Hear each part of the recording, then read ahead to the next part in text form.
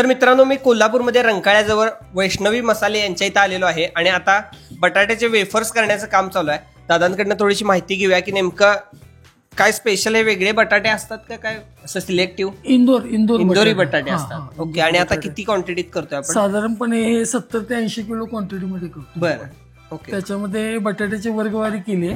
मोठे बटाट्याची स्लाइस करून त्याचे वेपर्स होतील. ओके. आणि जे छोटे बटाटे आहेत ते खिसले जातील. ओके. आणि त्याच्यामध्ये साबुदाणा आणि तो खिस असं होईल. ओके. म्हणजे ते वाळवून तयार होईल. चिवडा असतो तसा नाही, त्याचे आपण काय म्हणतो पळी पापड तयार होतील. ओके.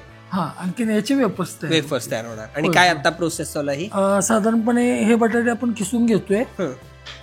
त्याच्यामध्ये तुरटीचं पाणी केलंय. तर तुरटीच्या पाण्यामध्ये ते रात्रभर भिजवले जाते. साधारणपणे 5 ते 6 किलो 7 किलो बटाटे वाळल्यानंतर 1 किलो खिस पडतो. आणि उपवासाला एकदम चांगला आहे.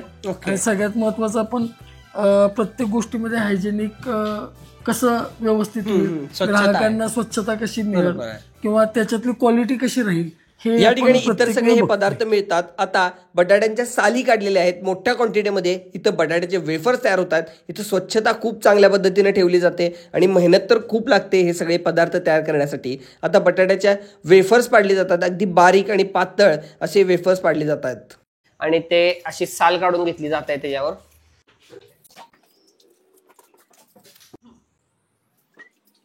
ओके. तुरटी फिरवण्याचं प्रोसेस ही झालेली आहे.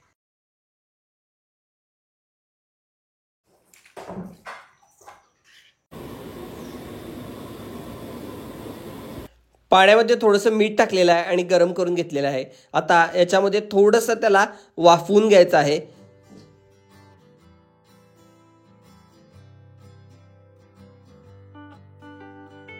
बटाट्याच्या चकती जराशा मऊ झाल्या की काढून घ्यायचं आहे. एका हातानं नखानं दाबून बघायचं आहे. मग लक्षात येते आपल्याला हे तयार झालंय का नाही.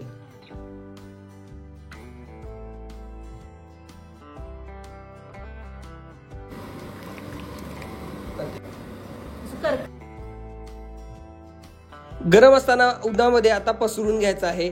बघा, हे पसरायची प्रोसेस चालू आहे अगदी व्यवस्थित. थोडंसं गार झाल्यावर याच्यापासून ढिगापासून लांब करायचं आहे आणि व्यवस्थित पसरून घ्यायचं आहे. 2 ते 3 दिवस याला वाळत टाकायचं आहे आणि त्यानंतर तयार होतात अशा पद्धतीनं हे बटाटा वेफर्स. आता उन्हामुळे पूर्ण कडक झालेले आहेत आणि व्यवस्थित वाळले गेलेले आहेत हे बटाटा वेफर्स. मित्रांनो, बटाट्याचे वेफर्स आता पूर्ण वाळलेले आहेत. बघू शकता तुम्ही त्याचा कसा आवाज येतोय, कुरकुरीत एकदम. ओके. तर आता आपण तळून सुद्धा दाखवणार आहे तुम्हाला. 550 रुपये किलो या ठिकाणी मिळणार आहेत. पत्ता, फोन नंबर दिलेला आहे, तुम्ही माहिती घेऊ शकता. त्याचबरोबर कांदा लसूण चटणी, कोल्हापुरी मसाला चटणी सुद्धा ताई तयार करतात आणि त्यांचा स्वतःचा डंक आहे. चांगल्या क्वालिटीच्या मिरच्या त्यांनी निवडलेल्या आहेत किंवा तुम्ही स्वतः आणून देऊ शकता किंवा त्यांच्याकडे सगळे रेडी आहे मसाला, तोही खरेदी करू शकता. पुणे, मुंबई, अमेरिका कुठेही पाठवू शकतात ते. त्यांना कॉन्टॅक्ट करा. चटणी 400 रुपये किलो आहे.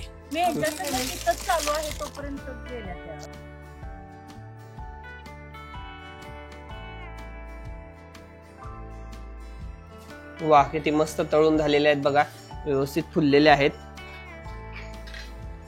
मस्त. यांच्याकडे साबुदाण्याचे सांडगे त्याचबरोबर उडदाचे पापड सुद्धा मिळतात. ते सुद्धा अगदी व्यवस्थित मस्त फुलले गेलेले आहेत. खूप छान दिसत आहेत, पांढरे शुभ्र असे. आता उडदाचे पापड तळले गेलेले आहेत आणि ते सुद्धा बेस्ट आहेत. आता टेस्ट करून बघूया कसं लागतंय. महत्वाचं काम, महत्वाचा टप्पा आलेला आहे आपल्या या व्हिडिओ मधला.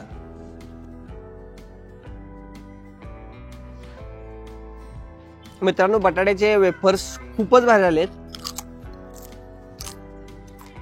एकदम क्रंची झालेत, मस्त. आणि मीठ वगैरे पण बरोबर झालं. नक्की ट्राय करून बघा.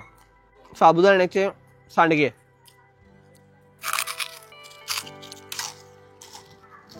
मस्त झाले, एकदम क्रंची, क्वालिटी एक नंबर.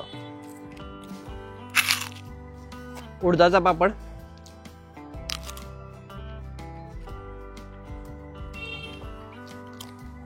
मस्त.